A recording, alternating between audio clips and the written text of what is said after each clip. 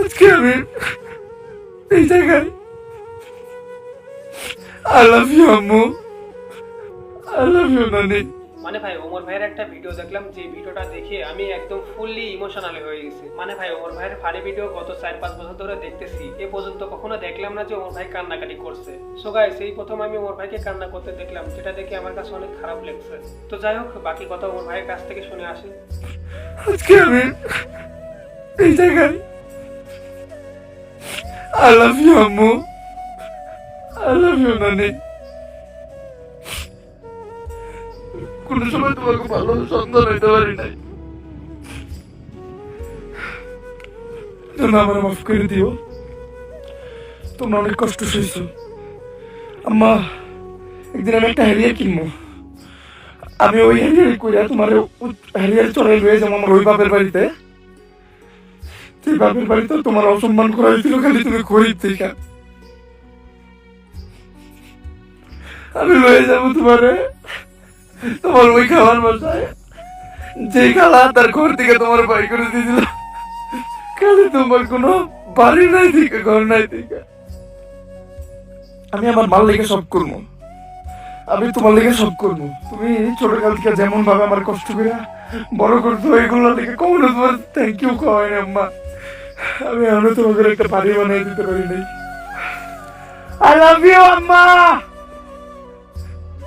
I love you, Nani. I love you so much, Ammu. I love you so much. I love you so much. আমি জিদ করছিলাম যে আমি আমার আম্মুরে I love you কইলে এই জায়গায় এরকম। আমি আমার জিদ কমপ্লিট করছি। আমার আম্মু আমার লেগে কি করছে ওটা আমি বলে বুঝাইতে পারবো না। আর thanks to my God, my almighty Allah, যে আমারে এতটা ধৈর্য দিতে আমি এই জায়গায় আসতে পারছি। ভাই, আমার মানুষ হাজারটার কথা হোক, কিন্তু আমার আম্মু একটা ওয়ারিয়র, আমার আম্মু একটা যোদ্ধা। আমার আম্মু আব্বু ছিল না, একা দুনিয়ার সাথে লড়াই করে গার্মেন্টসে চাকরি করে আমার মানুষ করছে। আমারে যে কেউ যে কিছু কইতে পারে, আমার আম্মুরে যদি কেউ কিছু কয় টান দিয়া ছিলাম। কোনো আইন মানুন না, কোনো কানুন মানুন না। আর আমার নানি, আমি এই দুনিয়াতে সব থেকে বেশি যদি কারো ভালোবাসি এটা আমার নানি। আমার নানি, আমি সবসময় আল্লাহর কাছে প্রে করি যে আমি আল্লাহ তুমি আমারে আমার নানির থেকে একদিন আগে এই দুনিয়া থেকে নিয়ে যায়। আমার নানি আমার লেগে যা করছে এটা বইলে বোঝানোর মতো না। আমি কোনো সময় তাকে কোনো ভালো সন্তান হইতে পারি না। আমার স্বপ্ন এইটুকুই স্বপ্ন, আমি ক্যারিয়ার গাড়ি কিনুম, ওই গাড়িতে আমার মায়ের আর নারীরে বহামু, ওই প্রত্যেকটা মানুষের কাছে নিয়ে যাবো, প্রত্যেকটা মানুষের কাছে নিয়ে যাবো। আমি নিজের হাত দিয়ে দরজা কইলে আমার মারে নানিরে নামামু, যার কাছ থেকে আমার মা আর নানি অপমানিত হয়েছে। অনেক দেখছি, অনেক দেখছি, বড় সব অপমান সহ্য করে আমার মা নানি আমার এত বড় করে তুলছে।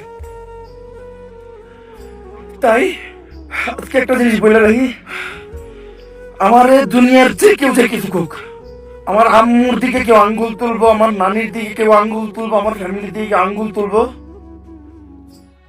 ওই আর থাকবো না। কোনো আইন থাকবো না, জায়গায় কোনো কানুন থাকবো না, কিচ্ছু মানবো না।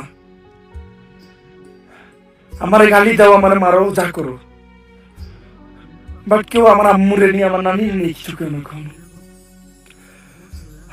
যে জিতটা করছিলাম এই জিতে আমি সফল। আসলে আজকে আমার তো এই যে পানি ছিল না, ওটা এটা দুঃখের পানি না গাইস, এটা খুশির পানি।